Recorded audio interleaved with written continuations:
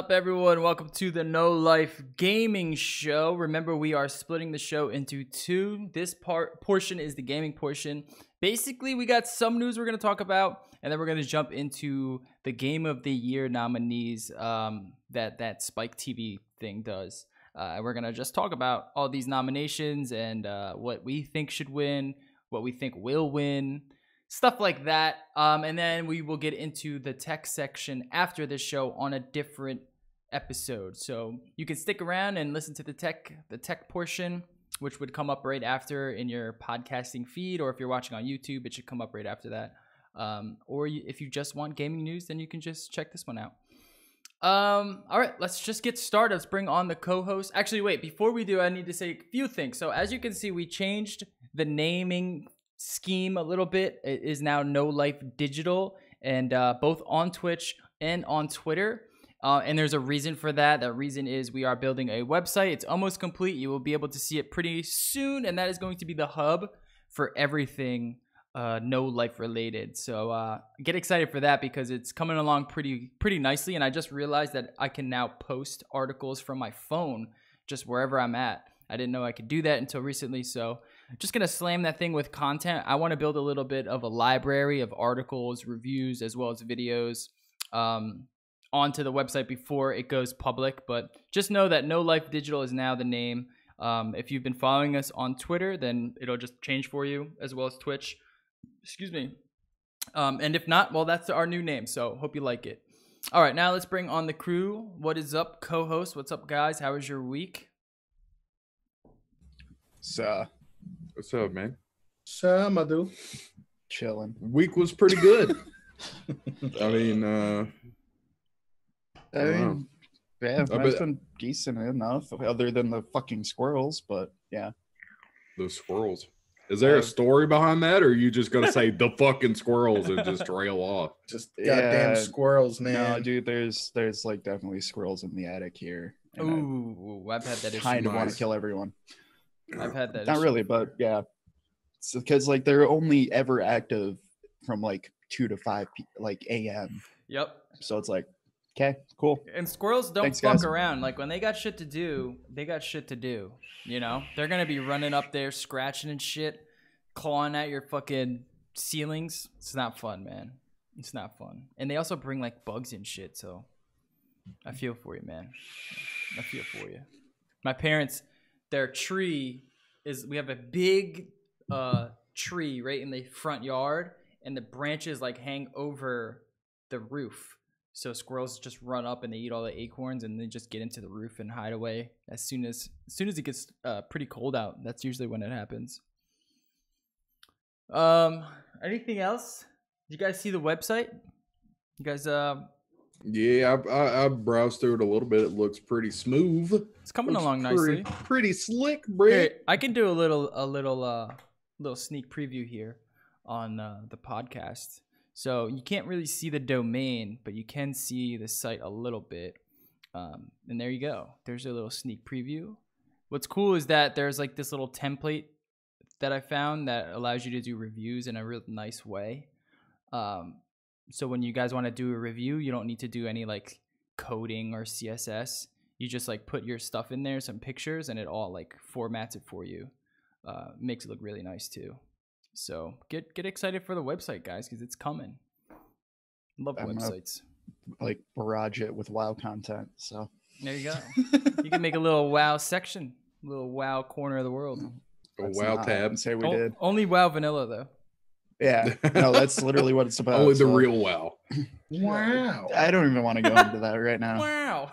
This has turned it like this has been a great thing, and has turned into the biggest shitstorm ever in the WoW community. I'm excited to see how it turns out. I'm probably not gonna play it, but I do want to hear your thoughts on how it gets released. Well, Blizzard's been on a roll. I don't think they're gonna fuck it up. I'll let you know in 2019, basically. Yeah, we got a couple years to go. Wow. All right, so I mean, all right, we can just get into gaming news. We're gonna skip what we've been playing. I've been playing Assassin's Creed Origins, which is pretty fun. It's like my first Assassin's Creed that I've actually wanted to play, and I've gotten pretty far into it so far. It's like it reminds me of like Witcher, like it's trying to be Witcher 3 in this one. The world is gigantic, I will say that. But it's just not as polished. It doesn't feel as good. The story is kind of lame. But I do like the Egyptian setting. That is pretty cool. Witcher 3 with loot boxes, is that what you're saying? Yeah, pretty much. I haven't encountered loot boxes, but I haven't really looked for them either. Instead of all the character development and narrative and storytelling, they spent more effort on loot box box logistics. You got to get that rare pull from the loot box that allows you to progress the story. I haven't run into that yet, luckily. I will say that in terms of like character progression, there pretty much is none. Like actual progression, like emotional progression. Escort quests are super annoying, and there's a lot of them. Okay, there is a lot, because that's what I've seen too, is there's like at least 6. Name me a video game where an escort mission is ever fun. Well, it sucks because the map is so big. So they're not like these quick, intricate escort missions. They're just these long, drawn out, fucking run across the world escort missions that become really boring. You get to a point where the game is, you just want to fight. And then it tries to hinder you from that by putting you into these stupid scenarios. And I don't know. We'll talk about that next week when I give my full rundown on it. I still got a little bit more to go. I don't know if I'm going to finish it, but I've been enjoying it somewhat since I've been playing it. It's no Witcher 3, but it's all right. It's all right. The only thing I've been playing this week, I actually haven't really been playing League of Legends, believe it or not. I've been playing God, Jesus Christ. Yeah, dude. I mean, it's just so easy to get home from work. It's just so easy to get home from work and play like 3-4 games of ARAM and then just go to sleep. You know what I mean? It's just so easy play to a good game. I mean, it's sorry. Okay. No, I'll go I'm play kidding. WoW. Okay. Yeah. No. It's dropping for some CS:GO, dude. Get your daily abuse in. Come on, man. No, but I've been playing a couple of games. I played a little bit of Hayaki's Castle. Have you guys heard of that? No, Nope. It sounds like some fucking weed shit. How do you spell it? No, it's HYAAKI Castle. Yeah, that sounds like some weeb shit. No, it's Japan's version of Legend of Grimrock. I don't know what that is. I don't know. Legend of Grimrock? You don't know what that is? No. It's like the old school like SNES, Eye of the Beholder D&D games where it's first person and you're in the dungeon looking around solving puzzles. Yeah. It's kind of like that. Version of Gauntlet. Dude, like old school Persona, like old school Shin Megami Tensei is like that. Yeah. So it's like old Japanese mythology shit. Yeah, it's actually pretty cool. I like it. It adds a couple of new elements to the Legend of Grimrock style. Like you can split your party up and go at it like 2 different ways, control 2 different teams in your party, I guess. But yeah, it's interesting. I liked it so far. And then I've been playing the .hack re-released games on Steam when they re-released them on PC. The what is that? I heard that before. .hack GU. They're the second set of .hack games that came out on the PS2. Yeah, like all .hack games came out on the PS2. I forgot they released 7 games on the PS2. The first 4 were like they were good. I enjoyed GU a lot more than the first set. Yeah, so I'm playing those. Which it's an anime.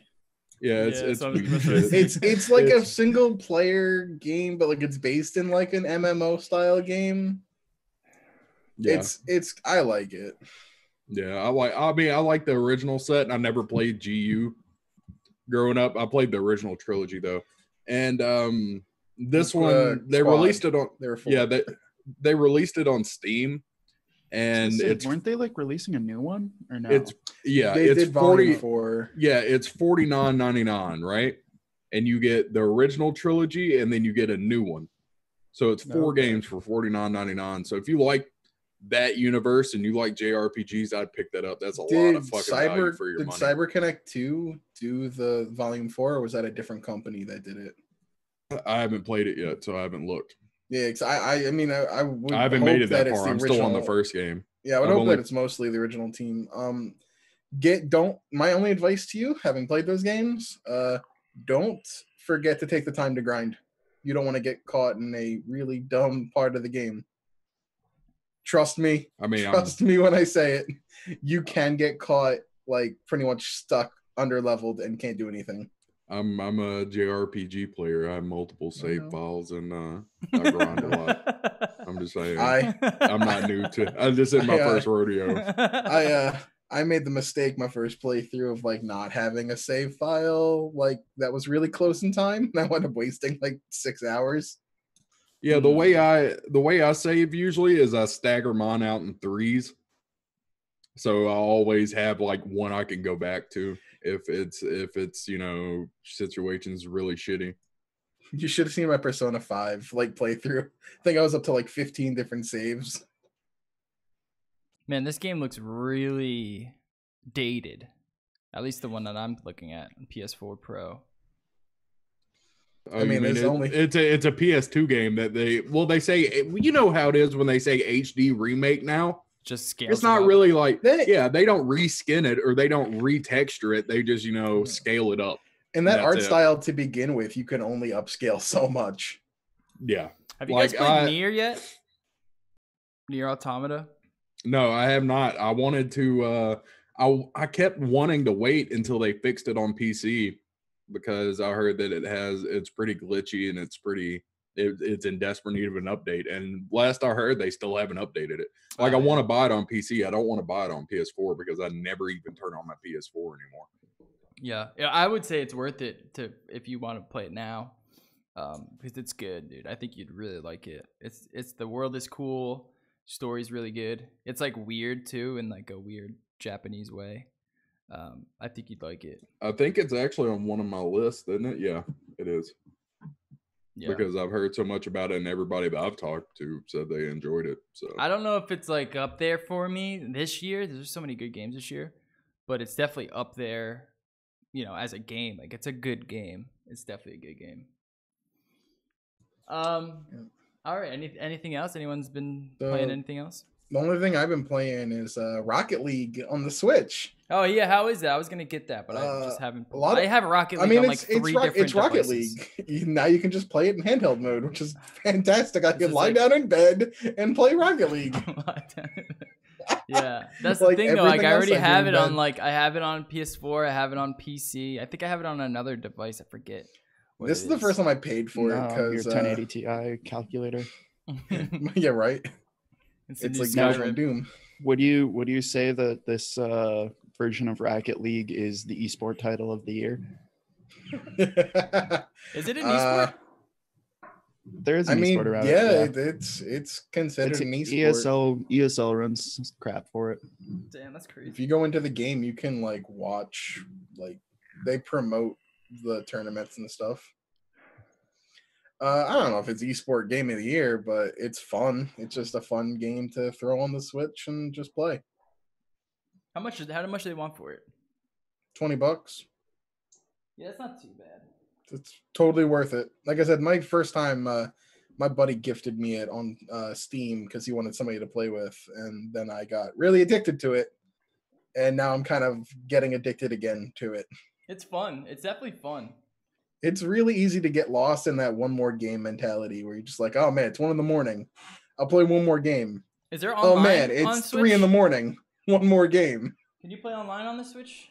Yeah, it's cross-play with Xbox and PC as well. Oh, that's dope. Yep. There's a few exclusives for the game. There's a Mario, a Mario topper, a Luigi hat topper, and then my favorite's been the Samus gunship car, which is just dope as shit. Did you hear that? I heard that. What the fuck was that? That was me popping a battery out of my battery case. The Samus sounded like you were popping a bottle over there. I was like, good, oh right? shit, we're talking about award show and Wayne's popping champagne over here. We about to get some bubbly in this bitch. I just dripped all over my pants too, so that's cool. Nice.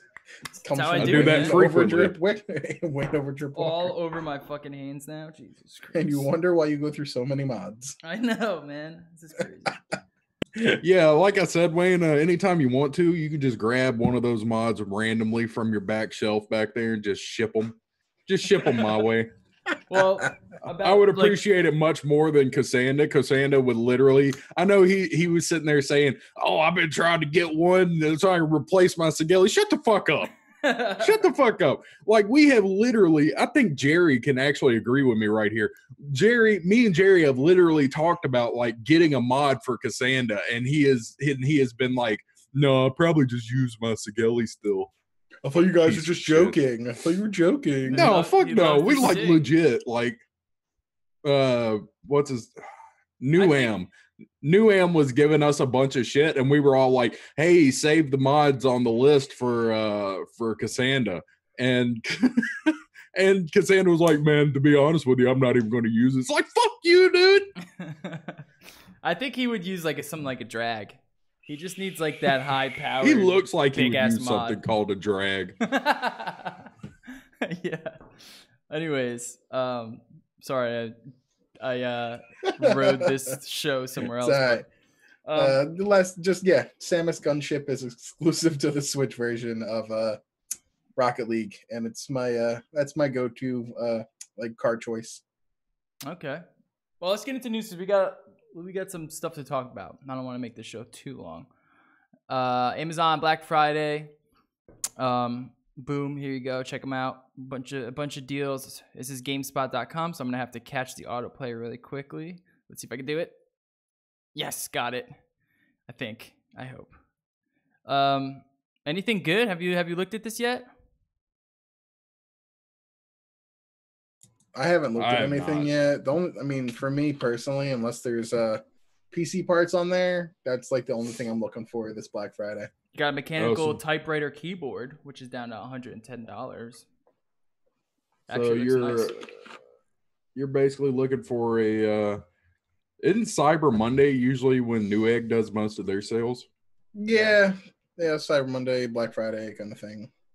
It's all the same thing at this point. Yeah, it feels like it's all the same at this point because then you have pre-Black Friday, and then you have I was gonna say Black Friday's already started.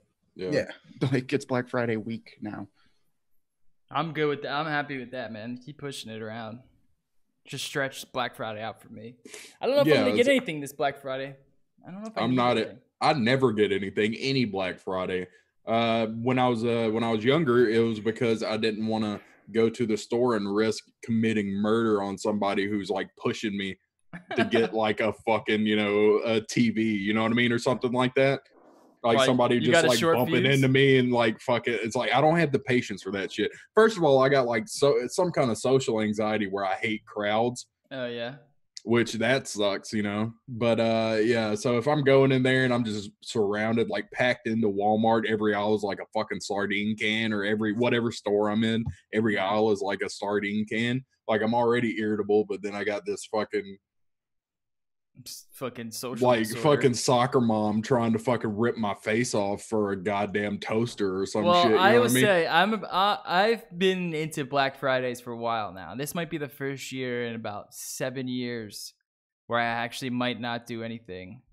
But I can like tell you, if you want Black Friday, if you want anything Black Friday, TVs are the best way to go. If you need a new TV, I usually wait until Black Friday to upgrade my TV. This year I didn't do that because I wanted a nice 4K TV. So I spent the money, got a nice 4K TV. I'm sure there's Black Friday deals for 4K TV. I'm just not dealing with it this year.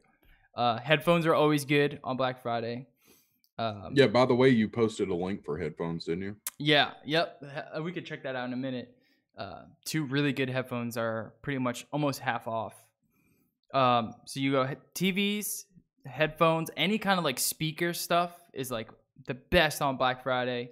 And that's pretty much it. Everything else is just like maybe laptops if you're looking for a cheap laptop. Like if it's a gift or if it's like your secondary laptop. If you're looking for like a primary laptop, I don't know if Black Friday is the way to go because you're going to get something like a year or 2 old. And it's just, I don't know. I would rather just spend good money and get a good laptop that's going to last you a few years than one you get now and you're going to have to upgrade next year. And that's pretty much it. TV, headphones, sound system, stuff like that. That's pretty much the only thing I would do. But TVs are like, that's when you want to get a nice TV. And you don't go to Walmart. Nope, that's my plan. You're going to go to Walmart? No. Oh, no. Yeah, don't go to Walmart because it's just not worth it. Best Buy does it good. Sometimes Best Buy, they'll give you they'll make you sit in a line and they'll hand out vouchers. So it's not like a rush. You know what I mean? Which is The pretty other cool. thing Best Buy does with TVs is they only sell models that have HDR time. Oh, really? Yep. Because I was talking to a Sony rep there for a while that like every TV, they won't stock it if it's not a true HDR time. Oh, that's good. Yeah. So Best Buy's killing it, even though they did the whole Apple phone thing. But Best Buy, I love Best Buy, man. I don't know Micro Center. I might check out Micro Center on Black Friday. It's far from me. For computer parts, I would, dude. Yeah, just check it out. See if there's anything worth picking up. I don't know if I'm gonna get anything, but I don't really have anything to do Black Friday. I don't really need to spend any money this year, so we'll see. Maybe for a gift, I'm not sure. I'm just buying a TV because I need a new one. That's it. Yeah, I would go to Best Buy for sure, and just get something that's. Are you trying to get 4K? Yeah, I mean, I think I can do that, or there's rumors that I basically have to check Amazon every day because they might put that really nice TCL on for cheap. Dude, Google alert it. You can get a Google alert going as soon as they post it. Bloop, bloop. Yep. So that's the other option too, because that TCL is real nice. Yeah, man. I mean, TV technology is like, unless you want the highest of high end, everything in the mid range is pretty much comparable. So you just find one for a good price and you're good to go. Like my other TV that's in my bedroom now, I've had that TV since 2 Black Fridays ago, and I got it for like $200, and it was like almost a 50-inch or 50-something inch TV. 1080p, didn't have any bells and whistles, but it was a nice fucking TV. It was so cheap, and that was at the time where 4K wasn't really a thing. So I got it at a good price. So I would suggest only really get a TV on Black Friday, or if you need speaker stuff or headphones. Everything else, I don't know. Maybe just check Amazon. Yeah. That you can also do a little bit of research too, because like sometimes with TVs too, they'll put like last year's model on for Black Friday sale, but sometimes that's a bad thing, but sometimes that's actually a really good thing. Like example, Vizio's 2016 line is rated way better than their 2017 line. So I'm just saying if any of those are out for sale, like, hey, that's a benefit.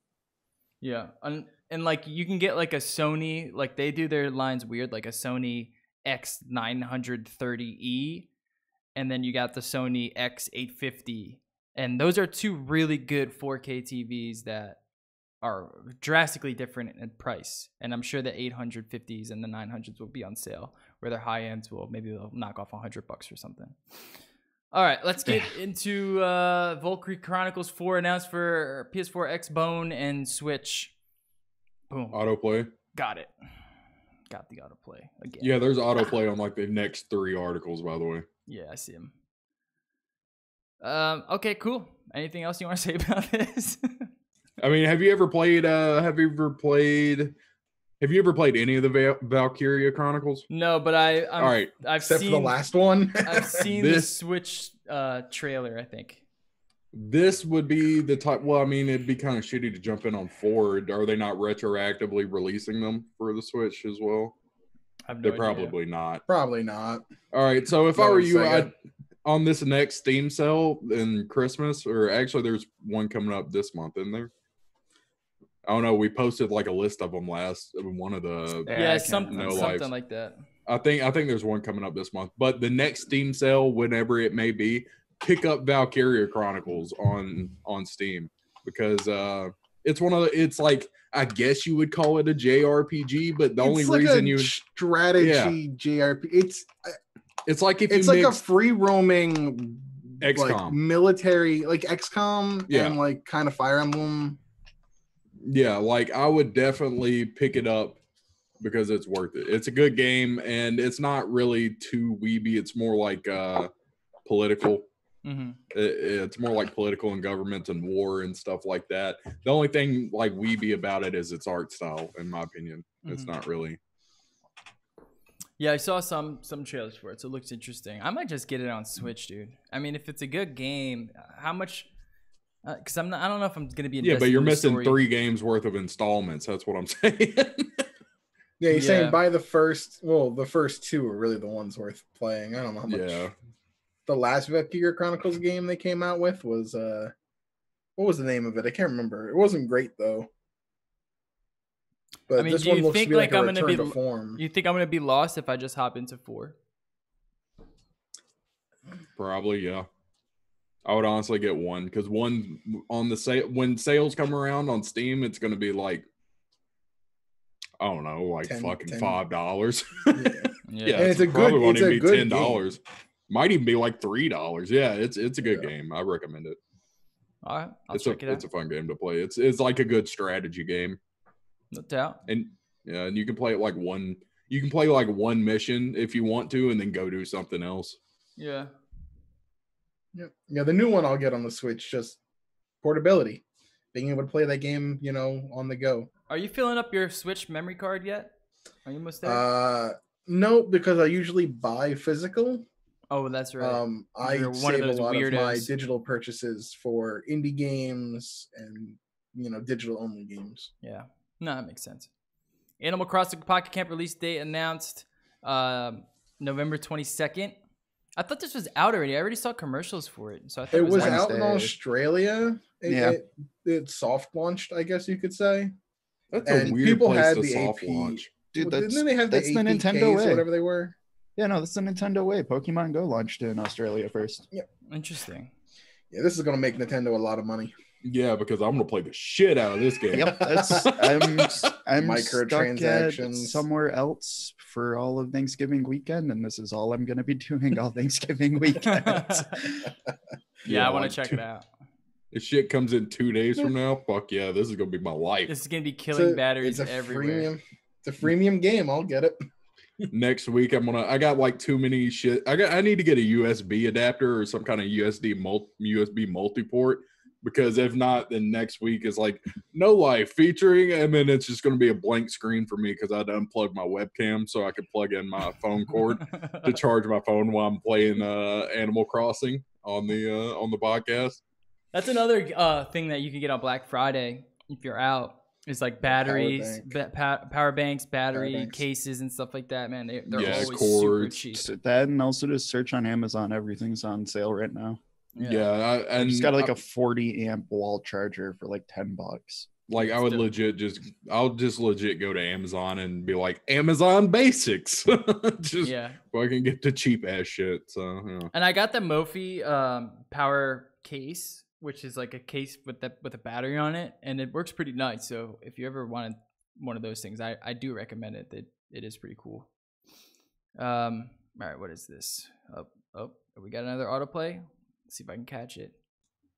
It's GameSpot. Here we go. Boom, got him.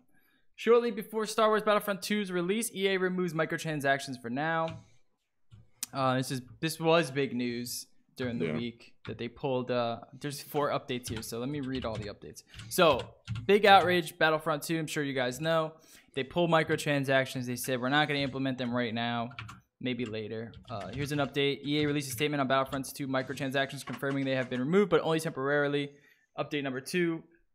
VentureBeat is reporting that EA CEO Andrew Wilson spoke with Disney CEO Bob Iger over the phone today before the Battlefront 2 changes were announced. The report doesn't mention what they talked about, though. A chat about Battlefront 2's loot crate system seems more likely than discussing plans for the weekend.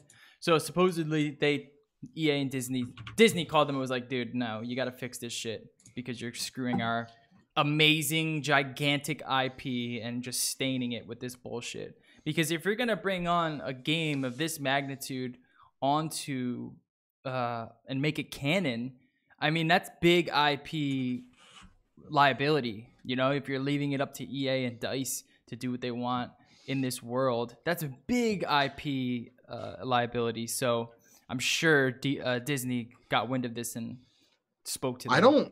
I don't think Disney would have given a crap had it not started to spread on the news of like CNN and MSNBC and all these other like news sites that a lot of people see who aren't gamers that have a public opinion. If it was just the gaming sites covering it and not like these like big news sites, 100%. I don't even think Disney would have stepped in then. 100%. The most downvoted comment on Reddit ever by a landslide. Yeah.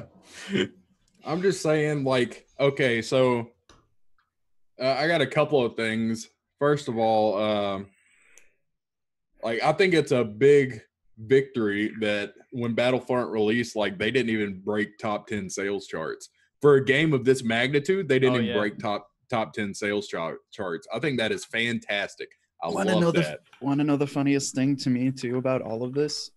It's still pay to win. Even with the removal of loot boxes, because they didn't change any of the collector's editions. So now all of the collector editions have way better star cards that no one else can get. Yeah, and it's not even that. It's just that they're just not implementing it right now. Like, they're going to put it in there. So this is what's going to happen, all right? So they released it. They didn't really peak. Okay, whatever. So they're going to keep this no microtransaction thing all the way up through the holidays, and then, in my opinion, right after the holidays, right after that holiday revenue spike, they're going to implement microtransactions to boost their sales and boost their revenue again. So yeah, and I don't think, honestly, they'll change anything. I don't think they're changing the microtransactions. I don't think that they're formatting them to be more balanced. I think that they're just waiting to release them. And that's it. Like, they're not going to change a goddamn thing about it. And a lot of people were talking about how EA's stock was hit by this and that this shows them and their stock. But if you look at EA's stock at a macro sense, if you just look at their stock at the max of like the entire span of EA's company, right around 2015, it went from like $45 all the way up to almost $130. And this dip just hit them to like $107.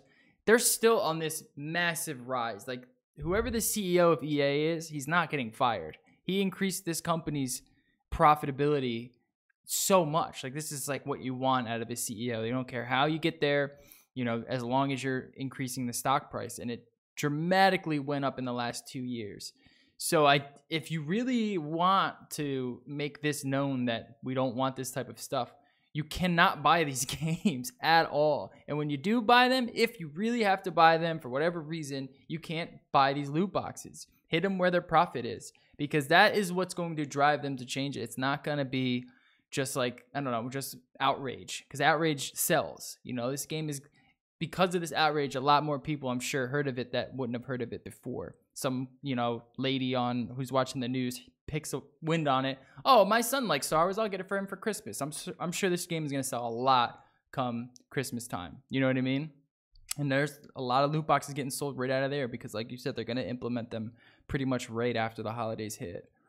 Here's the last update here. It says, with Battlefront 2 now available with microtransactions, EA's stock price has taken a hit, dropping to 2.5% to $108 on launch day. A report from the Wall Street Journal states the Disney CEO Robert Iger did not, in fact, speak with EA, though he described as being alarmed by the anger online. However, Disney head of consumer products and interactive media Jimmy Pitaro did contact EA to let the publisher know about Disney's concerns. So it wasn't the CEO of Disney, it was just one of their head consumer dudes, which is like a, it's a PR rung. guy. Yeah, just a lower rung dude. He was just like, what is all this? Why is your comment the most downvoted comment on Reddit? Oh, it's about loot boxes? All right, well, just implement them later then. That's probably how that conversation went.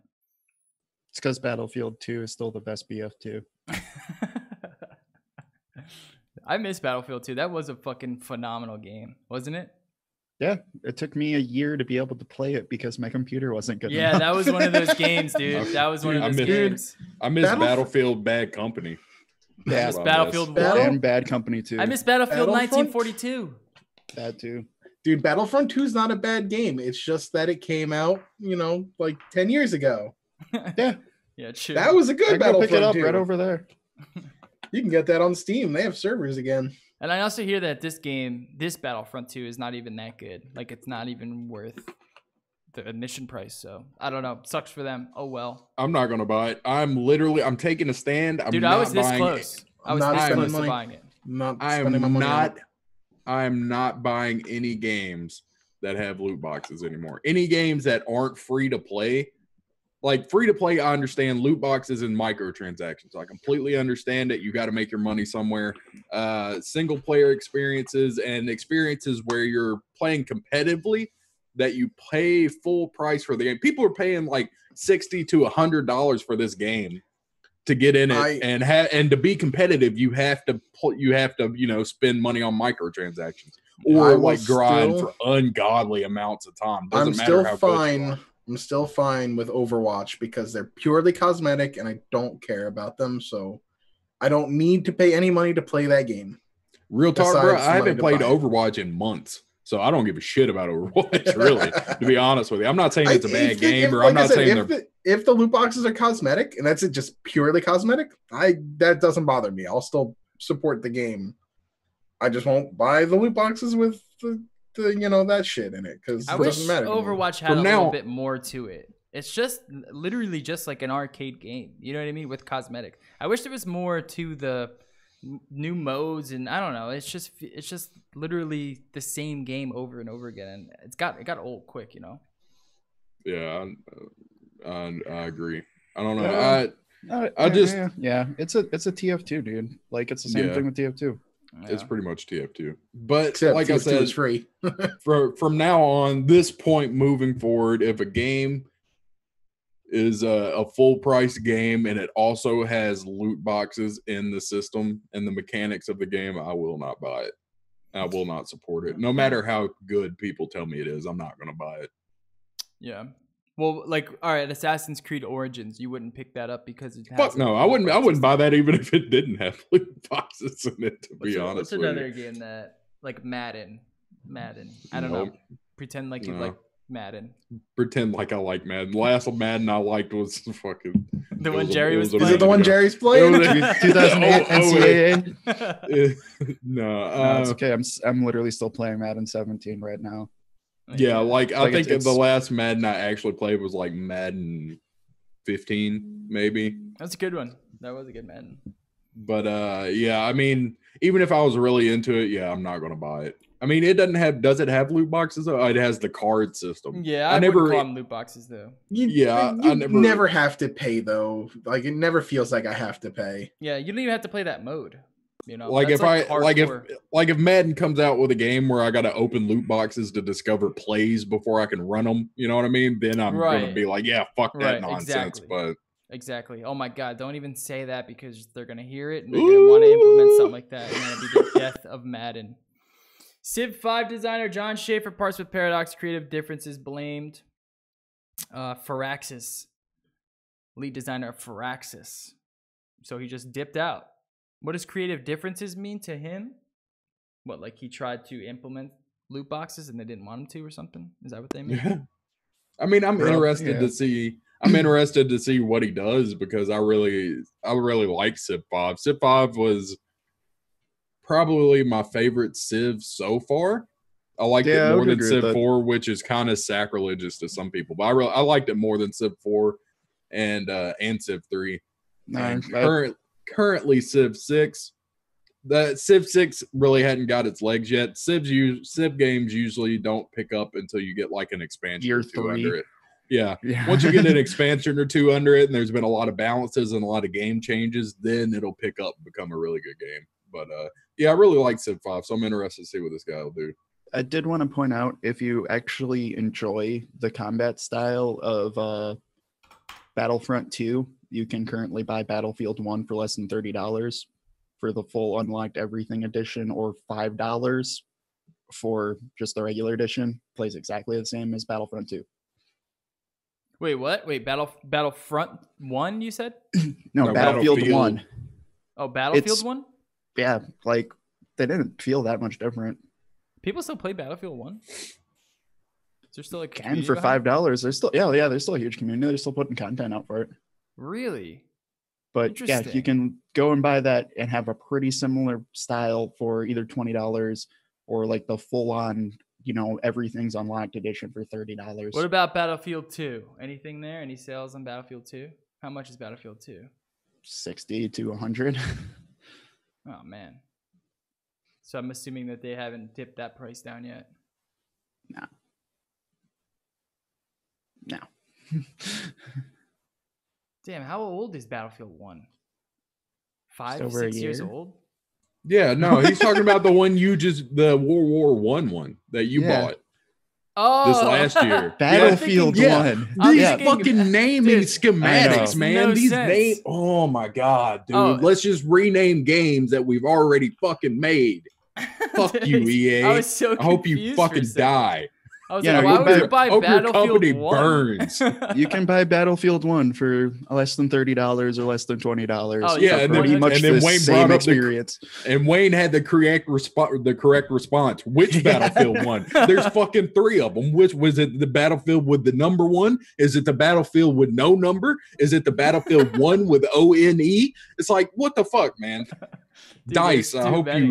you hear this, because Makes no fuck you and sense. fuck Hardline. It was a terrible game. I actually know one of the guys who worked on Battlefield Hardline, and he agrees. He didn't enjoy working on it.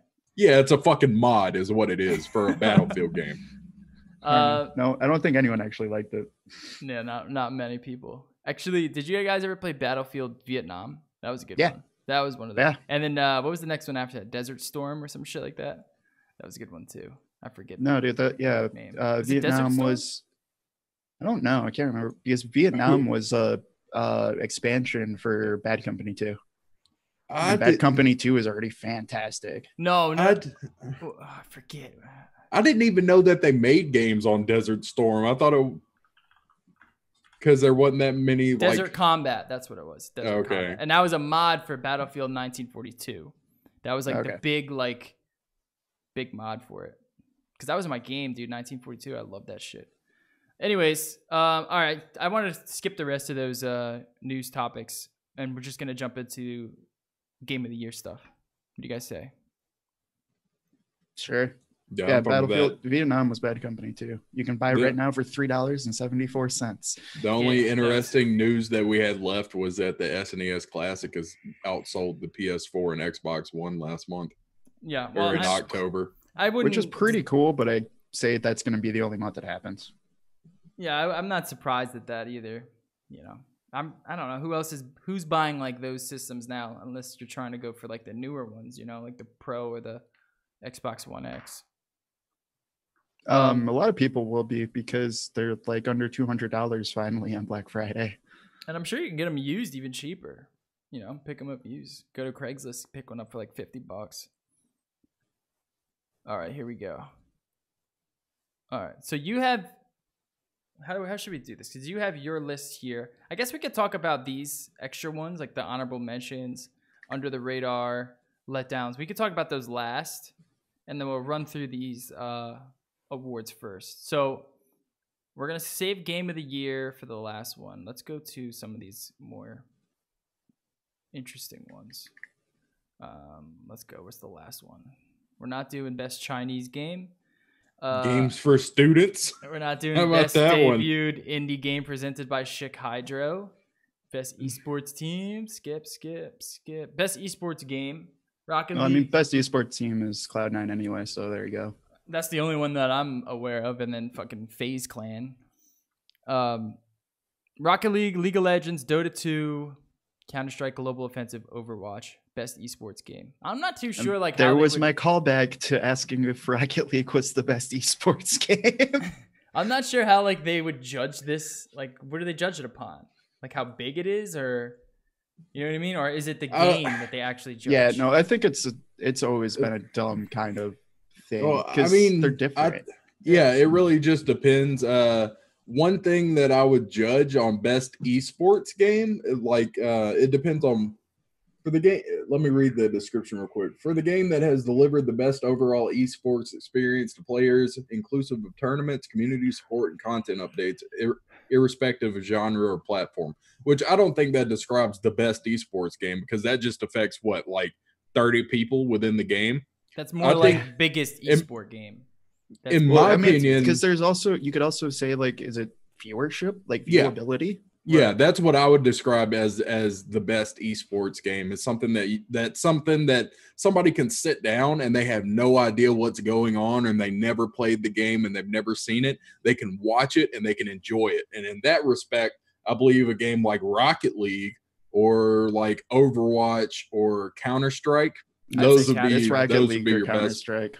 Yeah, those would be your best esports games. Like if you understand Overwatch is what's still really bad right now. Overwatch could be good, but they still have problems with spectator. So like I'm talking about purely viewability. Like if you didn't know that's what I mean. They have a shitty spectator console right now. So like viewing gets hard. Like in my opinion, it would be Rocket League or Counter-Strike. But if you're talking about this respect that they describe it as, I would say probably League of Legends or Dota. Yeah. Yeah, and even if you combine the two, I would say League of Legends because Dota is fucking confusing as fuck. I would say I would love Counter-Strike because I like watching Counter-Strike. I don't like watching any of the other ones. I don't like watching Overwatch at all, especially League of Legends and Dota 2. I don't even bother with those. But I like Counter-Strike is like it's a lot more viewable. It's just and it's more exciting in my opinion. Like even if you don't know like the angles or the spray patterns or which guns are best or what you're going to buy on this, economy round or something, what you're supposed to buy. Yeah, you can just sit down and watch it and you're like, oh, this guy needs to shoot that guy. He shot that guy. That was a good shot, and you're satisfied. It's like instant gratification. And then the other ones are like, oh, he used his Q into his R, into his E, into his W. But we're not even going to call it that. We're going to call it the actual name for one of the 200 characters that are in both of those games. Legit, I've played League of Legends on and off for like fucking like 5, 6, 7 years now. And when I'm watching a game, like when I'm watching an esports game, they're like, oh, he used his da-da-da-da. I'm like, what the fuck? What is that? I don't even know what the skills are called. Just fucking... Yeah, just say QER. That's like common. That's the common language. I don't think that I don't even think they're fun to watch. I know those games. Like I know how to play those games, but I just don't think that they're fun to watch as much as Counter-Strike. I mean, Overwatch, if they can figure out exactly how to make a good spectating system where you can follow and look at how they're making their plays, like they do with Counter-Strike, then I think it could be up there. But Counter-Strike, in my opinion, is just far superior in terms of like viewability in esports. Yeah, that's why I say Counter-Strike or Rocket League, because Rocket League, I mean, you can't really, it's universally easy to watch. It's like if you can grasp the basic combat or the basic concept of soccer, you understand Rocket League. But then on the other side to that too, like if you're going off of what it actually says, it would be one of those two, because have fun trying to get Valve to change anything in Counter-Strike. Like pros will go and talk to devs and they'll just be like, oh, okay, we'll think about it. And it takes 3 years to make that tiny change. Yeah. By the description of the category on the website, I would say League of Legends or Dota. I'm also surprised that there's no FIFA and there's no Madden on there. Come on. Gotta get those. I was actually the ones I was surprised was there wasn't a fighting game. Oh yeah, any fighting games, true. Yeah, because Evo doesn't exist, so I guess it's not a real. Well, trending. That's why I was surprised Rocket League's on there, because it has grown, but like, I think the reason why Rocket League's on there is because ESL has a big tournament with them, and ESL pulls a lot of weight between esports tournaments. Yeah, I think whatever their description of it is bullshit. It's probably just whatever the biggest one is that they're gonna choose, and it's probably gonna be League of Legends. If we're gonna be, it's gonna be that or CS, or Dota, because Dota fans come out of the woodwork. Yeah. All right, trending gamer. I'm not exactly sure who some of these people are. I know who Dr. Disrespect is and Andrea Renee. But I'm not sure. It's going to be Shroud or Dr. Disrespect. Let's be real. Yeah. I would make for me as a speed, in the speedrunning community, Half Coordinated is really cool. He his name actually means something. He only has really like good use of one hand. He has some kind of medical disability. I don't know what it's actually called, but he speedruns using one hand and has a lot of world records. He plays games better with one hand than I will ever play with two hands. Dude, I had a friend. And, so what you're saying is he's the underdog pick. He is the underdog. He's the inspirational story. He is the inspirational story. Steven, he's also a really nice guy. You're talking about the Steven guy? That's what I was going with. Is like also Steven Spone is there too, and I mean, I don't know if you guys know Able Gamers as an organization, but like they're also in that underdog story. Oh, you're talking about? Oh, okay. Go ahead. I'm gonna be real. Dr. Disrespect is gonna win because who's not gonna vote for Dr. Disrespect? Yeah, I mean he's already won every other award this year. Did you not see the Lamborghini? Did you not see the 6'8", 37-inch vertical leap? Dude, did you watch that H3 podcast that he was on? Dude, that shit was so funny, dude. Dude, he has a sponsorship with G Fuel. Yeah, I would be cool if Shroud gets it too, because Shroud's my boy. But let's be real, it's Dr. Disrespect. Yeah, I have no idea. I have no idea who most of these people are. I only see Shroud's him on the former podcast. CS pro turned streamer. All right, so I'm gonna just comment on the website layout. It's really nice that they have categories sometimes, but you see that the category thing only appears when you scroll down up at the top. Yeah. So when you scroll up, it disappears, and I was like confused. I was like, I need the shortcut to see what we're talking about next real quick, and I was getting frustrated. And I was like, go oh, best gotta indie scroll game. down. Best indie game. Pyre, Night in the Woods, Cuphead, What Remains of Edith Finch, and Hellblade: Sinuous Sacrifice. I mean, this Cuphead. is a really good list. It is a good list, but I'd still go with the Cuphead. Have you played Pyre? No. I want to play it. Like, don't get me wrong, they make really good games. Yeah. I just haven't played it yet. Yeah, it's actually it's really good. It's kind of weird in the fact of like the combat system is basically like a sports game. Yeah, it's kind of innovative, and Night in the Woods is a really good narrative-driven game. About, I think like, I'm gonna depression. pick that up. I think What Remains of Edith Finch was really good too. Yeah, What Remains of Edith Finch was a good game. That baby scene. Hellblade was pretty good too. It was a pretty innovative game. It wasn't the best. I don't know if it's the best indie game or if it's the best because it's more of like a movie than a game. You know what I mean? Mm-hmm. Yeah. I think this is actually like the first one we've gone to that's actually like a competent list. Yeah. I mean, I would probably think Cuphead would take it because the game's been in production for like 12 years and just the art style has drawn so many people over. I was about to say that being said about how good these picks are and how good the category is, Cuphead's going to take it.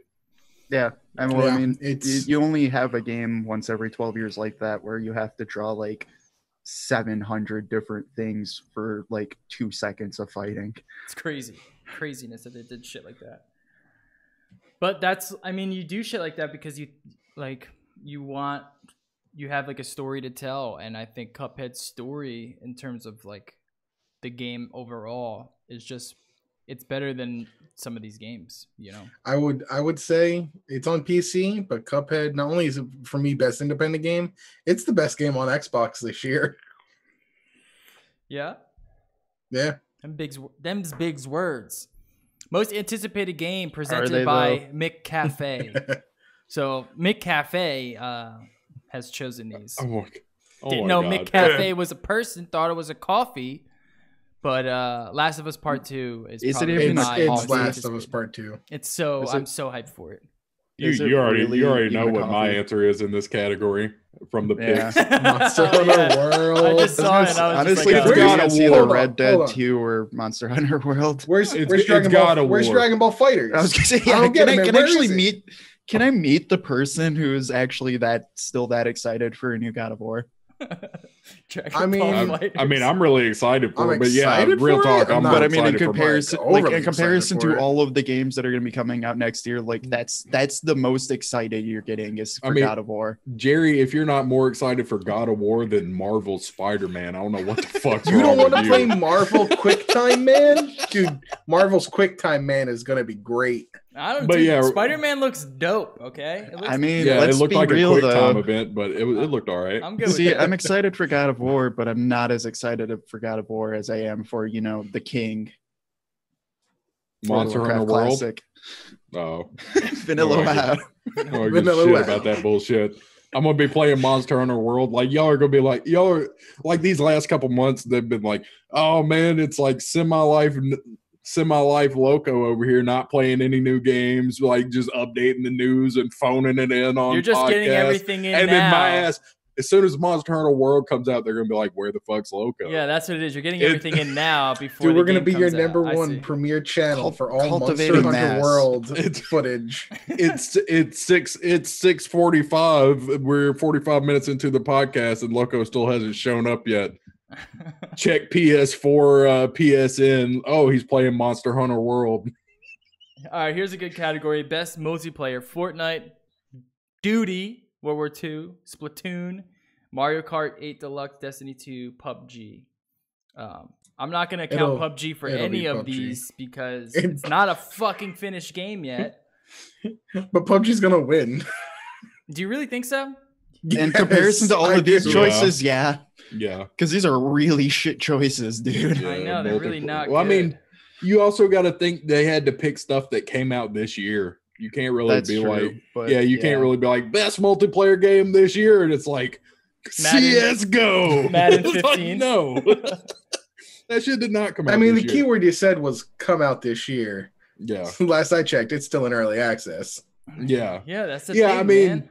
That being aside, it's gonna win because out of this list, it's definitely the best. Fortnite's really good, I think, but it's one of those things where it's like it's not as good. Call of Duty World War II is you have to be a Call of Duty fan. Splatoon is really good, but you have to own a Switch. Yeah. Mario Kart 8 Deluxe, who's still playing that? That game came out 3 years ago. And then Destiny 2 as a multiplayer game is the biggest joke I've ever seen when it's a multiplayer game that doesn't even have fucking chat. Yeah. No, Destiny 2 doesn't deserve anything. I want Splatoon 2 to take it, man. I've become a Splatoon. What do they call it? Splatoonians? You're a splatter. Are you a kid or are you a squid? A squid, dude. I'm definitely a squid. He's a squid. I love Splatoon 2. I would love to see that. It's a great game. It's so fun and joyful, dude. I just got a smile on my face looking at these stupid squids. But that being said, PUBG is going to win. I really hope it doesn't win anything because it's not finished It's going to. We can't be giving games awards when they're not done yet. That's a bad precedent, man. Finish the game, release it. Even if they just put a patch out that said, "Okay, we're officially releasing it now." It should be up for most anticipated game. Yeah, for sure. Like at this point, to be honest with you, you're right. Easy, like, yeah. do they not, dude? It's gonna be by the time it actually releases, no one's gonna be playing it still. Yeah. In my opinion, it's finished enough to where they could just like roll a patch out and be like, "Yep, we're released now," and don't change anything about it and just update the game. That's the beauty of games these days. It's like you can just constantly update it, and that's what they're doing. They're just updating it. They're not changing like extreme mechanics. I mean, they're introducing like a new map here soon, like a desert map. That's what they're doing is they're hiding under early access. So they can just like mess around with the systems and fuck shit around. So if someone if there's backlash, they could say, "Well, we're just testing it because it's early access." Just even though take they your risk also and release it. I mean, do you guys remember when they originally said they were never going to put in loot crates or loot boxes until the game was fully released, and then did it like 2 months later? But hey, the game's still apparently not released. It's all those are cosmetics though. So I mean. It isn't that bad. Still, you get like a white it's just one of those t-shirt. things where it's like, come on, dude. Like if you can't even like keep your word for like 2 months, like dude, those you're a finished game at this those point. Xbox One X checks are coming in, dude. He's trying to get that dough. It's player unknown. Best racing game: Project Cars 2, Pro Evolution Soccer. Oh, this is best sports and racing game. And there's no Madden. No Madden, which I'm very disappointed. Pro Evolution Soccer does not deserve to be on the fucking list at all. FIFA 18, Forza GT Sport. I'd give it to Project It'll Cars be 2. FIFA 18. FIFA just has such a mass cult following. Nah, dude, I don't know, man. I don't know. Forza and Project Cars 2 are both really good. GT Sport is really like advanced. It's like sim level. I don't know if that's gonna win them, but I would like to see Project Cars 2 take it. I think they deserve it. Or Madden, I have no input on this. Like if I was to guess who would actually win it, I would say FIFA. FIFA's gonna win it. It just wasn't new this year. That doesn't matter. It's a sports game. It's it's a sports game of the most popular sport in the world. Yeah, but I don't know. You like last FIFA, it was pretty hype, but there's a lot of channels around it. Maybe I just don't follow it as much as I used to. Maybe that's what's going on. Yeah, but can your character come out as gay in this one? I don't know. I don't know. In that sense, then we have to give it to the Evo game, dude. I would like to see Project Cars take that one though. Best strategy game: XCOM 2 expansion, War of the Chosen, Tooth and Tail, Warhammer 2, Halo Wars 2, Rabbids. Halo Wars 2. Halo Wars 2. Who the fuck made this list? For me, it's between XCOM 2 and XCOM's little brother, Mario. No. Mario Rabbids Kingdom Battle. No, because the original XCOM was great. War of the Chosen didn't have enough, but it's a fantastic game. It's Total Warhammer 2.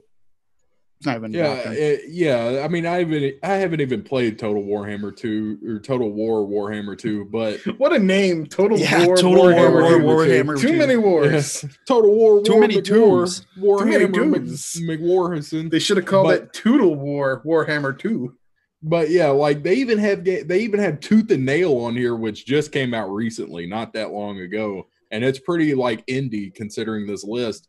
But they back it up with Halo Wars 2. What in the fuck is this shit? They know Civ 6 came out this year. Why didn't they throw that on there if they couldn't think of anything else? There's like Armello. Armello was pretty good, pretty well received. It's a pretty fun game. Shit, man. Like any space 4X game would have been a respectable choice. Halo Wars 2.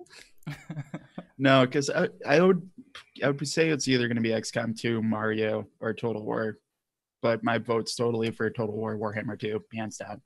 Yeah. Like it's the first Total War game that's like gotten over a 90 on Metacritic at one point. My vote's totally for Total War Warhammer 2. Totally. Totally.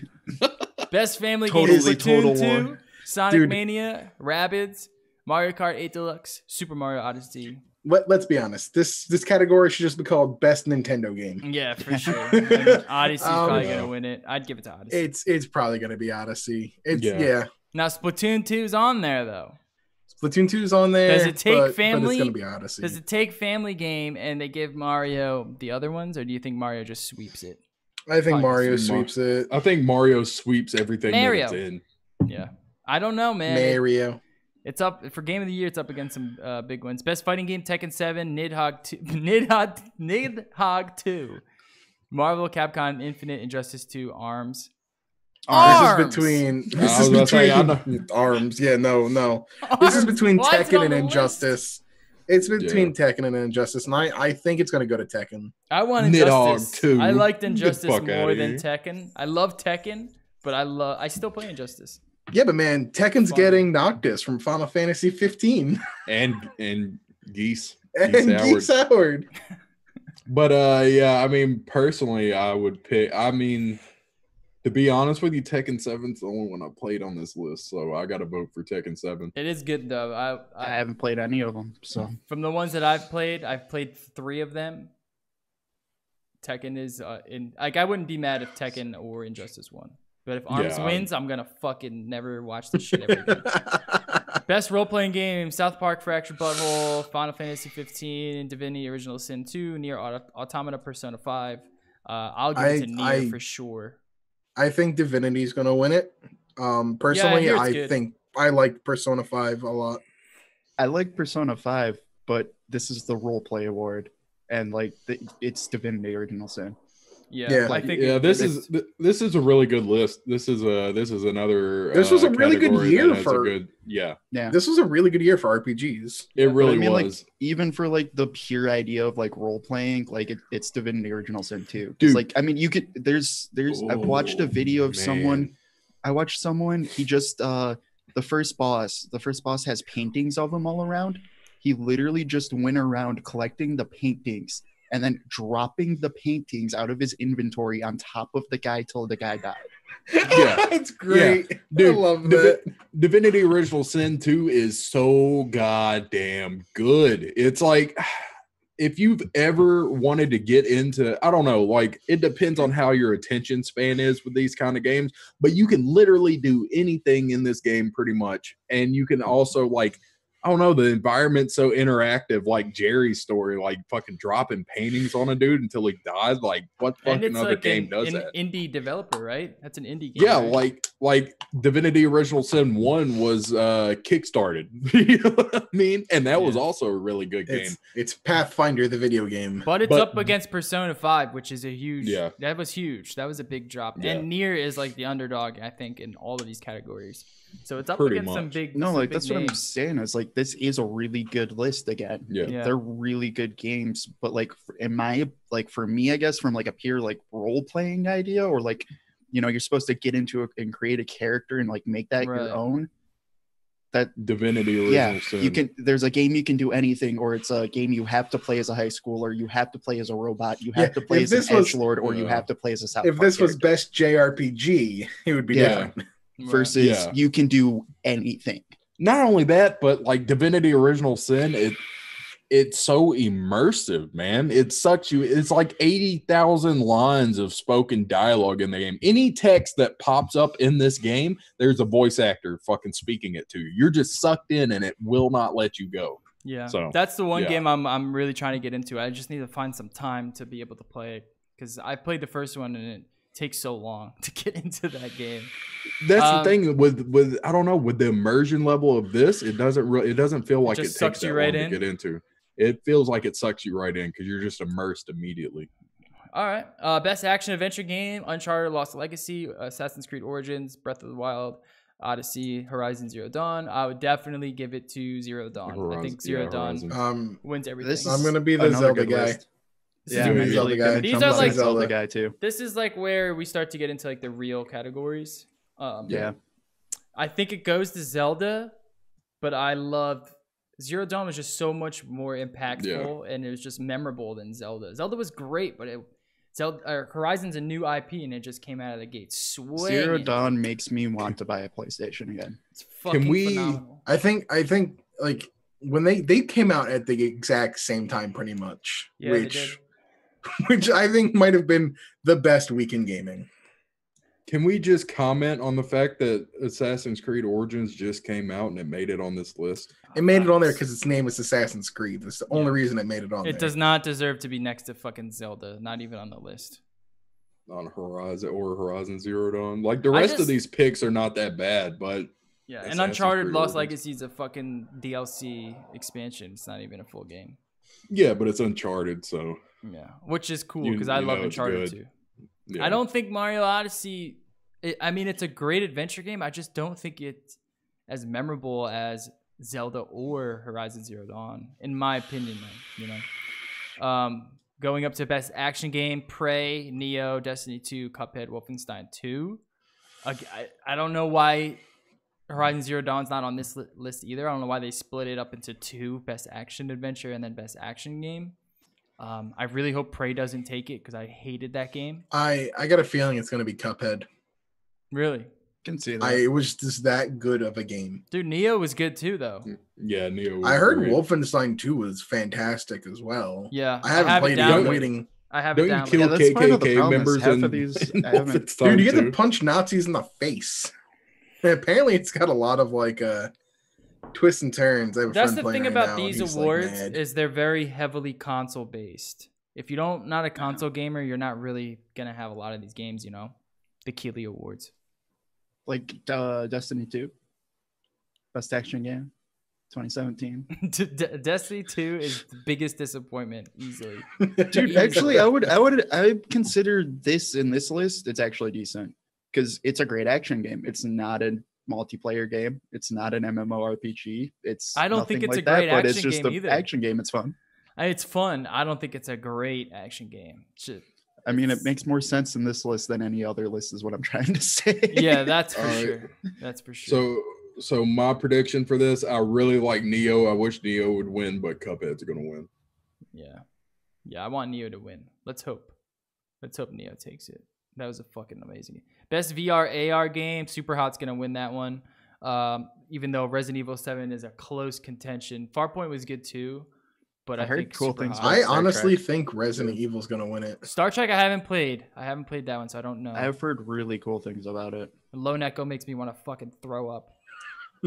violently. It's a game about floating in this fucking. You push yourself off and float and throw shit into a goal. And you're not actually floating. In VR. Yeah, you're not actually floating. VR, please. So it's so nauseating for me. I'm pretty weak with that stuff. Resident Evil 7 was just phenomenal because it was so scary. But Super Hot is just so revolutionary. Super Hot is like how can you not? How can you not do have like a small bone pick? No, I like it. I do have a small bone to pick with it. And it's just everyone being like, it's so revolutionary. And it's like, I remember playing the Flash version of this like 6 years ago. Yeah, but what's crazy is that the Flash version, it feels like the game was made ahead of its time specifically for VR because it's just different in VR. It's just so much better. I don't know. It's just that when everyone's like, it's so revolutionary. It's like, this game's been out for 5 years. It's amazing. But it's like, I remember playing this on like Newgrounds. Yeah. No, for sure. But I see what you're saying. Once it came into VR, though, it was a completely different experience. Best handheld game? I don't know. I haven't played any of them. I don't even know. It's going to be Metroid. Yeah? Not Yoshi? Metroid. Not Poochie? Samus Returns. Poochie, it's not going to be. World? It's not going to be Yoshi. I wouldn't choose it as any of these. It was Pokemon. Nah, for me, it's between Fire Emblem and Metroid, and I think Metroid just Samus came back with a really, really fun Metroid game that we hadn't had in a while. Yeah, and that's the thing. I've played almost all of these. I haven't played the Metroid, and I haven't played Poochie and Yoshi's Woolly World. I played it for a little bit. You don't want to. I haven't played that shit, but unless it's like Yoshi's Island in disguise, I don't want to fuck with it. Is this gonna be Monster Hunter Stories? No, believe it or not, even though I did like Monster Hunter Stories a lot more than I thought I was, mine would probably be Ever Oasis. I really like that game. It was a good game. Best mobile game. Go ahead, finish. No, I was gonna say it was like kind of like a city building experience mixed with Monster Hunter type combat and crafting. That was pretty cool. Okay. Best mobile game: Fire Emblem Heroes, Super Mario Run, Old Man's Journey, Monument Valley, Hidden Folks. I'm very surprised that this game did not make the fucking list. I'm so upset about that. I was going to say, I'm surprised Lineage 2 isn't on there because I can't watch anything without a freaking ad for Lineage 2. I know. Dude, this Lyric was playing a sponsored stream of Lineage 2 yesterday, I think. They literally brought Conan out to video game conferences to advertise that game. Jesus Christ. This next year this will be Animal Crossing, but this year it's going to be Fire Emblem. Yeah, it is. Like, not only, I mean, from a pure like success standpoint, I would say Fire Emblem. I want to try Monument Valley too, because the first Monument Valley was really good. I will say that. Yeah, I want to try all these games. The original Monument Valley was probably the last mobile game I really played. Yeah, that won a bunch of awards too. The first one. Best ongoing game: Warframe, Rainbow Six Siege, Overwatch, Grand Theft Auto Online, Destiny 2, PUBG. This is interesting. I don't know. This can go up either way. I know Jerry's vote. World of Warcraft Classic. Warframe? You think Warframe? Out of this list, Jerry likes Warframe the best. PUBG's going to win, but I would like to see Rainbow Six take it. I would say Warframe or Overwatch. Rainbow Six Siege is like, it's still fine. But like, I wouldn't be just surprised. Ubisoft. Just why? Actually, I wouldn't be surprised if Grand Theft Auto. No, because the thing with Rainbow Six Siege is like the way they patch it is they'll have an amazing patch and then the next patch completely breaks everything. And then they come out with an amazing patch and then they break everything in like half of the game. Like the game's based on cheese and then they just break it every 2 months. So it's even cheesier. I would say they've done Rainbow Six Siege pretty well this year. They just released something else too, just for Rainbow Six Siege. So they're still getting updates on it. I just haven't played it as much as I did when I first had it. Honestly, Overwatch might take it though, you know? Yeah. I was about to say, honestly, I think this is the category for Overwatch to win. Yeah. Over PUBG. Yeah. I mean, just like all the developer updates and the little CG animations that they've released and stuff like that, that all adds into it as well. And there's still tons of people who do play Overwatch. Oh, like, yeah. Like, I mean, like, I'm not even kidding. Every time I walk up to my apartment, the person in the apartment underneath me, I like can see they have like a 70-inch TV and it's playing PlayStation 4 Overwatch every time without fail. Which is the definitive way to play Overwatch, is on PlayStation 4.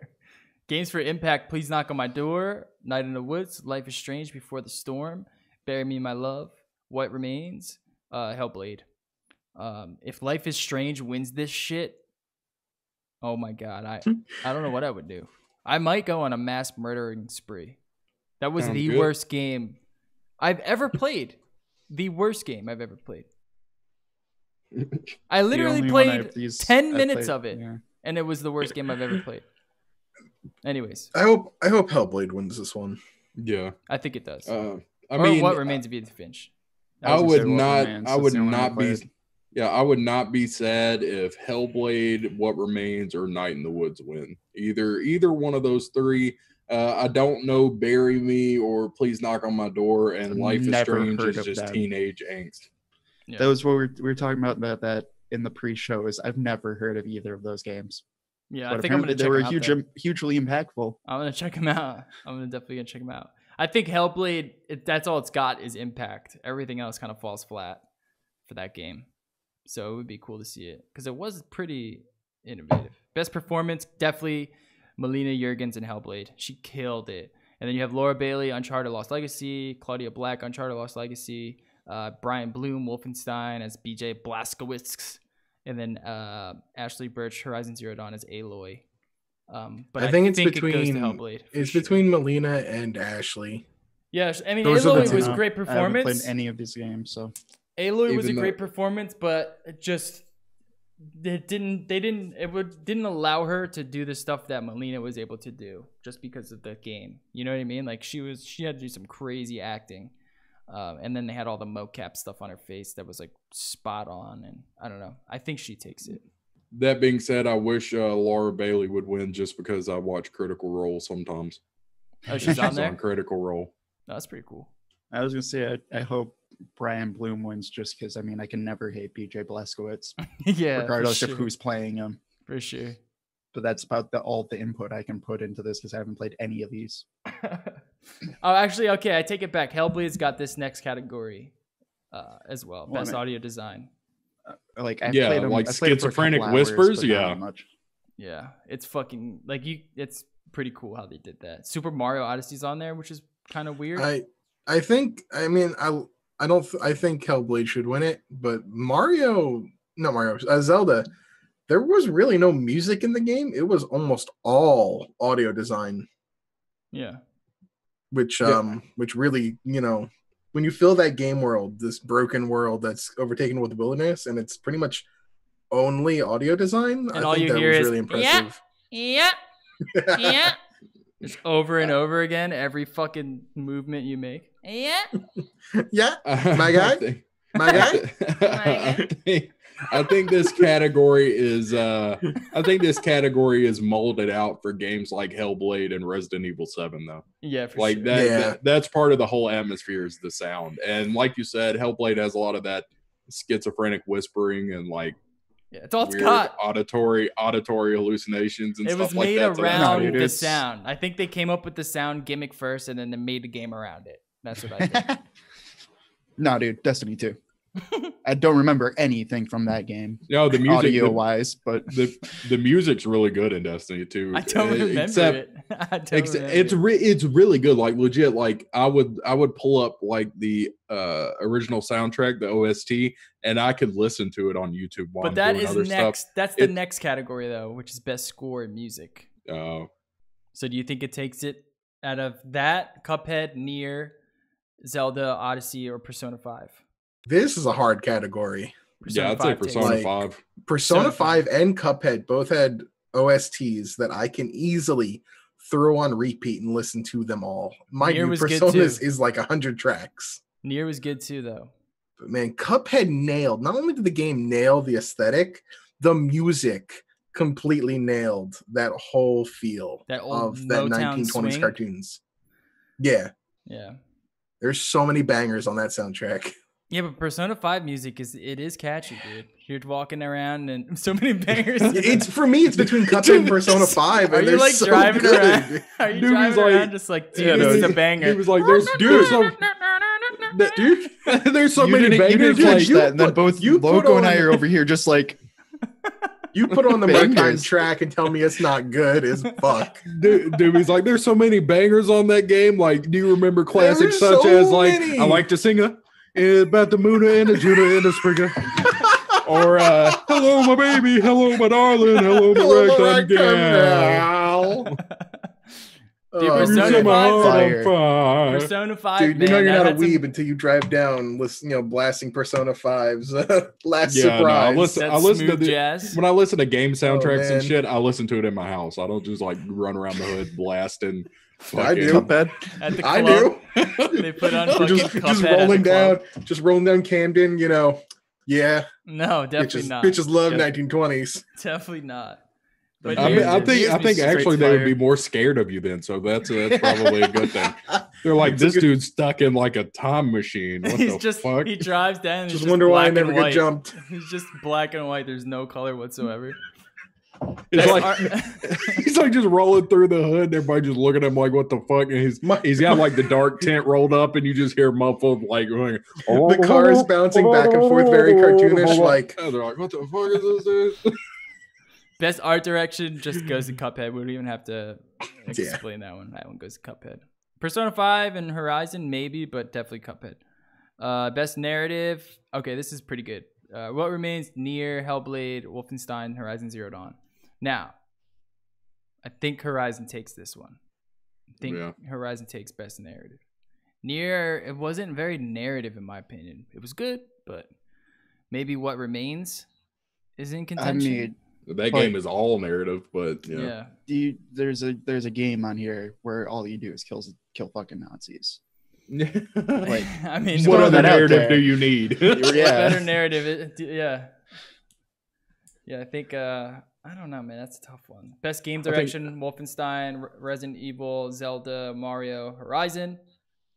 I don't really know exactly what this means. Awarded to Game Studio for outstanding creative vision and innovation in game direction and design. Oh man, does Mario take this one?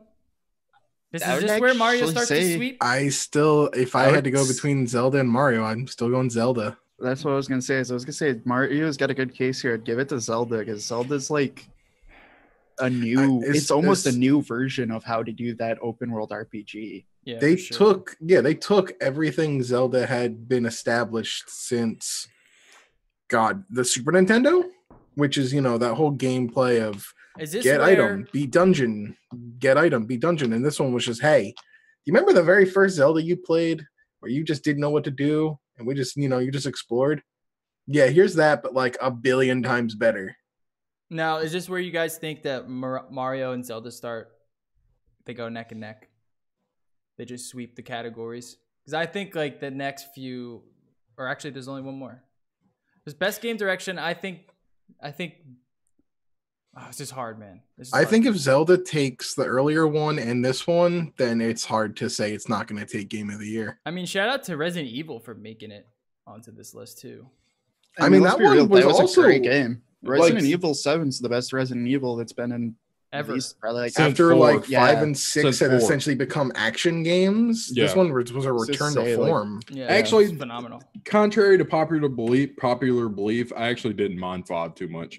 I thought I didn't think that that what it had become was so stale yet. Like in 6, it was stale as fuck. Like 6 was fucking terrible. I hated 6. Yeah, But, it was a straight up I action like game. five. It lacked any of the qualities that Of a Resident horror. Evil game was developed on. Yeah. You remember Slow playing Resident movement. Evil 2 when the liquor Yeah. first came out and you were like, fuck. Yeah, I was scared. I remember playing Resident Evil 2 and the liquor first came out, and I was like, "Oh my god, how do I run away? Because these are fucking tank controls, and the controls are terrible, and the camera's fixed." But But PlayStation 1.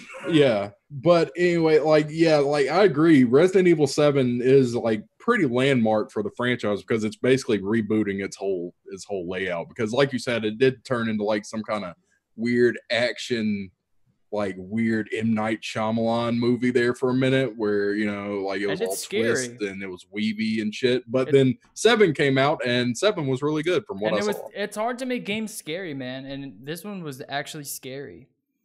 But is it best game direction? I don't know. I want to give it both to Horizon. I want to give best game direction and game of the year to Horizon. But I think this is where Zelda takes both. I think Horizon has a better chance of winning game of the year, but game direction, I give it to Zelda over Horizon. Yeah. Because Horizon's fantastic, but it is that RPG formula. Yeah. Where Zelda is like this completely different take of that RPG formula. Yeah. And I think that takes more balls that they actually made it work. What I would like to win out of these categories would be Horizon, but yeah, realistically, what will win? It'll be between Legend of Zelda or Mario. Yeah. There's no question. I mean, I'd also like Persona to win Game of the Year. I wouldn't be mad at that, but I don't think there's any way in hell Persona. That's Not a against- long shot. Any other year, not against this list, man. This is a fucking blockbuster list. Horizon, Minus PUBG. Persona, minus PUBG. I can't believe it's even on the fucking list. Dude, That's personally, for Game of the Year, I ridiculous. would replace PUBG with like Resident Evil 7. Or Nier, dude. There's so Or many other Nier. good Total games War, that came Warhammer out. 2, or you know or what? Divinity Original Divinity Sin Original 2. Sin, yeah. So many Or other you know, games. like CS:GO or League of Legends, or really anything that's out. I would replace Persona as well. In my personal opinion, I replace that with another game and PUBG for sure. I would like to see Nier on the list. Nier was an awesome game. Neo was an awesome game. Splatoon 2, come on, how's that not game of the year, dude? Squid, you are a squid who paints the world, and your paintbrush is your weapon. How is that not best Would game you direction? replace PUBG with ARMS? I mean, I was already if thinking that- about it, to be if honest. that happened, I'd probably give up.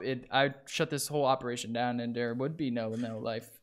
But I don't want to see arms. I don't want to see arms ever again. As a matter of fact, I just don't ever want to see it ever again. Like Wayne has issues when he looks in the mirror and sees his own arms. He's just has like Vietnam flashbacks. I mean, Shell I would shock. put Destiny 2 over Player Unknowns because Yeah. at least it launched this year. Right. At least it's a finished game somewhat. Dude, I wish they had just pushed PlayerUnknown's to next year so that it could beat the inevitable bullshit that is Battlefront 2. Yeah. I don't understand. You know that's going to be on those lists. I don't know, dude. I don't know if it will. It's getting pretty destroyed throughout. I mean- Critics don't like it. Sold 60% less copies. Yeah, 60%. I love it. I love They the fucked that Metacritic. up. The user score was 0.2. What is it now? Is it still 0.2? It should be. All right, let's check it out real quick before we end this little section here. We'll go off on a nice note here. Oh damn! It's, I thought we were gonna it's run- 0.8, so it went up a little bit, It's up a whole 0.6 points. Game of the year. and it's got a 71 as a critic score, of course. All right, well that's it for the gaming section. Hope you guys enjoyed Oh. it. Oh, you want to say a few more things? Go ahead. Thought we could run through this list real quick. Oh yeah, we Yeah. still have some more. Oh, I'm sorry. I fucked Honestly, up. we should also say, I mean, I hope we are, but we should be live reacting to the Game Awards Yeah, when is Yeah. it out? Let's not and say we did. Thursday, December 7th. I'm down. I'll do it. I'm down to make fun of this shit. Yeah. Me What too. time? Probably 8, 8, 9, 10 p.m. 8:30 East Coast. 8:30 p.m. East Coast. I On mean, a that's- Thursday. Yep, Think about that for a second. I know. I'm gonna have to. Oh yeah. Yeah. We're gonna have Wayne to- just like, Yeah. I'm down on Thursday at 8:30. We're You gonna might have need to, move around might some need- time I slots. need to move around some things. All right, Just so we combine, got- just combine in the mix with the Game Awards. So we Well, got I was some. like thinking I already have a show after that Yeah. too, so I'm sitting like, all right. So we got honorable mentions. This is I guess for game of the year, right? Honorable mention. Yeah, this is like my personal list. I thought that like when I threw the idea up in the Discord right before, I was like, I figured everybody was just going to compile their own things. Yeah, I got some stuff. All right, so yeah, for honorable mentions for game of the year, because the game of the years that I had lined up were Divinity Original Sin 2, Persona 5, and Horizon Zero Dawn. Those are the ones that I would think would be considered game of the year potential out of what I've played. Right. Honorable mentions: Neo, Nier, and Cuphead. Yeah. Yeah, I would like to see Nier or Nier and Neo as well. Game of the year for sure. For me, it would be Zelda, but that's because I've only played 2 hours of Horizon Zero Dawn. Yeah. Under radar? My under the radar picks, games that you should definitely pick up that if you haven't heard of them or played them, or if you have the ability to play them. Story of Season, Trio of Towns, that's like a good Harvest Moon type game for your 3DS if you're still coming off of Stardew Valley or you've been looking for a good Harvest Moon game and that hasn't existed in a long ass time. So pick up that on your 3DS. Torment, Tides of Numenera. Yeah. It's a good story narrative CRPG, like isometric. It's a really good. It's basically a revival of an old IP, like the old Torment Planescape game. Yeah. Yeah, it came out this last year though. It's a new one, but it's really deep narratively. It's really deep. Like it has a really good story. So if you liked games like Divinity Original Sin or Baldur's Gate or Icewind Dale and shit or the original Torment, Planescape or Planeswalker, I can't remember which one it's called. I think it's Planescape. Pick up that new Torment, Tides of Numa. The Sexy Brutale, that's a really good game. It's on, I think it's on PS4, Xbox, and PC. It's kind of like a murder mystery whodunit kind of thing. It's really cool. You do like little time traveling mechanics, like you can reset time and you're trying to save guests. And it's like everybody's in this casino and they all have masks on. It's like a masquerade type thing. And you have to try to save them from being murdered. So you have to use time mechanics, and it has like a bunch of sneaking around and peeping through keyholes and stuff like that. It's really interesting. Hellblade, I don't think I need to talk about that any. Ever Oasis, I also don't think I need to talk about that any because we covered that earlier, I believe. And I would put Splatoon 2 for sure on there. I don't know if many people have played Splatoon 2, but I'm a believer, dude. Squids. Think about it like this. He's a splatter. You get your squid kid with the paintbrush, all different types. You can get a roller, you can get a paintbrush, you can get a regular paint thing, and you throw paint as your. You can get a bucket. You can get buckets. You can get a gun that shoots out buckets of paint. You get an umbrella. No. Can I get a student painter instead of a professional painter? You get all types of painters. You can wear big Janko jeans if you like. You can wear Nikes. Don't like that? You can wear flip flops. Don't matter. But for real, can I wear my 2. Assassin's Creed Yeezys? No, they won't let you wear those in the Splatoon world. Yeah, but that would definitely be my under the radar. I don't know how many people have played it because it looks like a kid game, and I was, it didn't catch my eye as much as I would like it to. But now that I've played it, it is super fun. And what else would be there? I think that's about it for me on under the radar this year. Maybe Madden. If you like football, pick up Madden. Madden 18 has been really good this year. I think that's it. Letdowns. I pretty much agree with all your letdowns here. Destiny 2, Mass Effect Andromeda, Absolver, Yooka-Laylee. Those are all pretty big letdowns. Destiny 2 being the biggest one in my opinion. If it would win an award, it should win the biggest letdown award or disappointment award. Yeah, like legit, we were so hyped for that game. Yeah. And then me and Jerry and DOOBIE were going to wait for the PC release. and we just saw the light die out in your eyes over like within 2 weeks, within like 1 to 2 weeks of podcasting, like we just saw the light just slowly die in your eyes, and I was like, oh fuck. And I mean, yeah, because I'm like glad I avoided that. Yeah, you should, because like I was gonna chalk it up to Wayne, I love you, buddy, but you're ADD about games massively. So I was like, there's got to be a little bit more to this. No, I quit playing it after the first week. Yeah.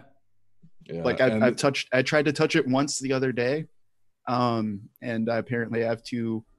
Some update completely broke it, so I have to completely reinstall it to play the game, and I'm like, no, no, it's not worth it. But Mass Effect was a big disappointment too, man. I'm a huge Mass Effect trilogy fan. Like I love that, and I was so hyped for this one, and this was big disappointment as well. Yeah, it was a pile of dog shit, is what it was. And I fucking beat Mass Effect Andromeda because I just loved I just love Mass Effect so much. I loved like the world that they put you in. And this one, while it was fun, it was such a letdown from what the series used to be, man. And I don't know, between that and Destiny 2, Absolver was cool, but I don't know. It was another one of those games that I got really hyped on when I heard about it and I saw the trailers and everything like that, and then I bought it and played it. It just didn't feel right. No, it didn't feel. It felt kind of wonky. The movement did not feel as like intuitive and good as they were wanting it to feel, if that makes sense. Like super clunky, man. Yeah, it was really clunky. And it felt like it was weird, and it felt like moves weren't really fluid, and they might be difficult to pull off sometimes. Right. Which is, I mean, I don't know. And like the whole concept of like depending on your position and the enemy's position, like your moves changed up and they just looked weird. The trailer made it look that you can fight the way that you always wanted to fight. Like you want to throw a hook and then whatever combos that you want, right? Like it made it look like you had complete control of how you would fight. But then you get into it and it's like, okay, you can choose for your upper right a kick, or you can choose a low kick. So then you're sitting there and you're about to fight someone, and then you robotically throw these moves in this like weird blocking system, and it just didn't fit, and you don't have control over your player the way that you want to. And and then you add that on top of this weird multiplayer system that just didn't make any sense either. So it was a letdown. Ukulele I didn't play, but I heard that was a big letdown too, man. Yeah, I didn't play that one. That's like the only. It was a game that suffered from the biggest case of nostalgia. Like, if you liked those collectathon games from the late 90s, you'd like it. If you didn't, you're gonna fucking hate it. The thing is like Ukulele's been hyped for a couple years now because everybody's like, oh man, Banjo-Kazooie team, they're gonna fuck this shit up, man. They're gonna just come in and run they're gonna come in and run the game, and then it's just empty. They put out a collectathon that like is what you should have expected it to be, but people wanted Banjo-Kazooie so badly, and when they didn't get Banjo-Kazooie, and they just got another collectathon in the vein of Banjo-Kazooie, from what I've seen from it, like the world just felt empty and looked empty, and that's just like there wasn't really any memorable things about anything. Like kind of like Banjo-Kazooie. Well, I mean, but Banjo-Kazooie had memorable things like exactly. Like bosses and the main boss, the witch bitch. Witch bitch is great. My thoughts was it looked like Banjo-Kazooie. If you like Banjo-Kazooie, you'd like it. The problem was it looked like Banjo-Kazooie from 1998, and that they hadn't added anything like the rest of the modern world. Well, not only that, but like two more. Well, granted, out of the two that I'm about to mention, one is extremely hyped, but another one wasn't. Two more collectathon platformers came out this year that were infinitely better than this game. Hat in Time and Super Mario Odyssey. Super Mario Odyssey was obviously hyped, and it was going to be hyped. But plus the game world is vibrant. The exact opposite of empty. Yeah. There's so much to do in that game. Yeah, it's vibrant. But Hat in Time was I had a feel like that game was like almost a meme because of how long it had been in development for. But it came out and it was good. Yeah. Yeah, but I think biggest letdown was Destiny 2. Yeah, that's why I put that. It's the only game on top. It's the it's literally the only game I bought all year that I didn't like. Yeah, we were all super hype on it, and it's like, it's not even that I didn't like. It was like that. Like Destiny 2 was like the ultimate idea of a letdown too. Yeah, because like there's parts of that game where it's like, this is good. Like you could have done something with this, and then the rest of it's trash. Yeah. Like it's the ultimate letdown of that. They just fucked it up. Just halfway through, they just said, okay, we're done making a fun game. Let's just put in nothing. And now you can do nothing. All right. I think that's it for... Until you buy our expansion pass for $30 and the next one for $30 and then the next one for $60. Yeah, I'm going to skip those. You guys can check those out. That's it for the gaming portion of the show. Stay tuned for the tech portion. Yeah. All right. See you later. Bye.